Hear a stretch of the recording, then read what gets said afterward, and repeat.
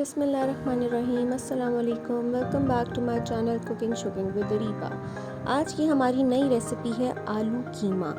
कीमा चाहे चिकन का हो, बीफ का हो, मटन का हो, आलू के साथ उसका जोड़ बहुत ही मज़ेदार और लाजवाब सा लगता है। तो आइए शुरू करते हैं आज की रेसिपी। सबसे पहले आपने एक देगची के अंदर 3 से 4 चम्मच ऑयल डाल लेना है और उसको थोड़ा सा गर्म होने देना है। उसके बाद आप इसमें डालेंगे 2 अदद प्याज का पेस्ट। इसको अच्छे से भूनेंगे, इतना भूनेंगे कि इसका कलर चेंज हो जाए और ब्राउन हो जाए।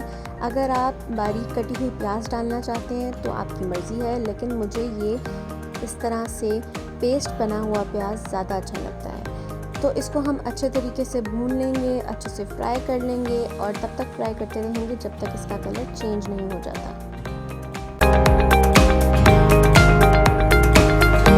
प्याज का कलर चेंज होने लगा था तो इसमें मैंने शामिल कर दिए 2 टुकड़े दालचीनी के, कुछ काली मिर्चें और कुछ अदद हमने डाल दिए इसमें लौंग, और इसको अच्छी तरह से फ्राई कर लेंगे।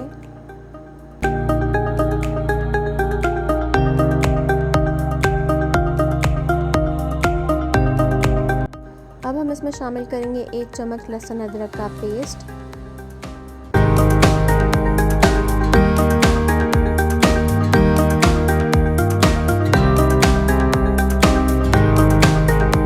जब आप लहसुन अदरक के पेस्ट को अच्छे से भून लें तो इसमें शामिल कर दें आधी चम्मच गरम मसाले की।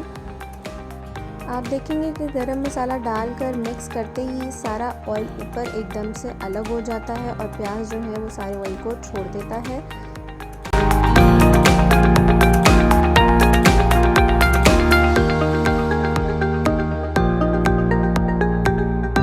यहाँ पर हम शामिल करेंगे 2 से 3 अदद टमाटरों का पेस्ट।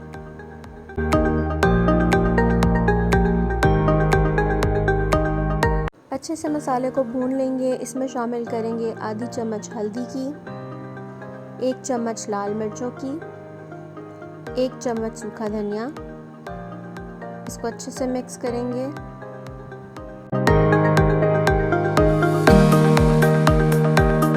एक चम्मच हम शामिल कर देंगे नमक का, 1 चम्मच दड़ा मिर्च,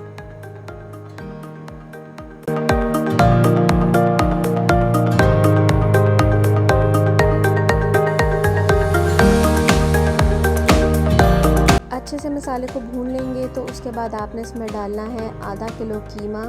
मैंने यहाँ इस्तेमाल किया है चिकन का कीमा। आप बीफ का कीमा, मटन का कीमा भी इस्तेमाल कर सकते हैं और उसके मुताबिक ही उसको उतनी ज़्यादा देर उसको पकाएंगे। इसको अच्छे से मिक्स कर लेंगे हम।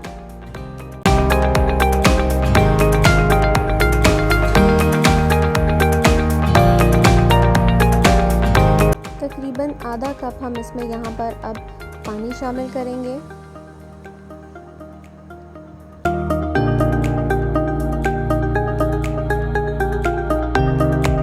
से 10 मिनट के लिए इसको ढाँप देंगे। अब आपने इसमें शामिल करने हैं कटे हुए 3 से 4 अदद आलू। छोटे हैं तो 4 ले लें, बड़े हैं तो 2 या 3 आलू भी काफ़ी हैं, जितने आपको पसंद हो। मुझे आलू ज़्यादा पसंद है तो मैंने आलू ज़्यादा डाले हैं।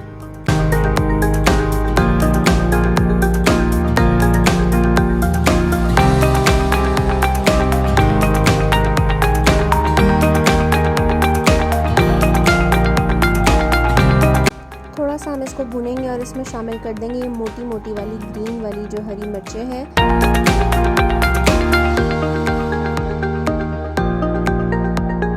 हमने इसको 5 से 6 मिनट के लिए ढाँप दिया था ताकि आलू जो हैं वो गल जाएं। अब आलू जो हैं वो गल गए हैं और बस हमने इसका जो पानी है वो खुश्क करना है। इसको अच्छे से भूनते जाएंगे और इसका पानी खुश्क कर लेंगे।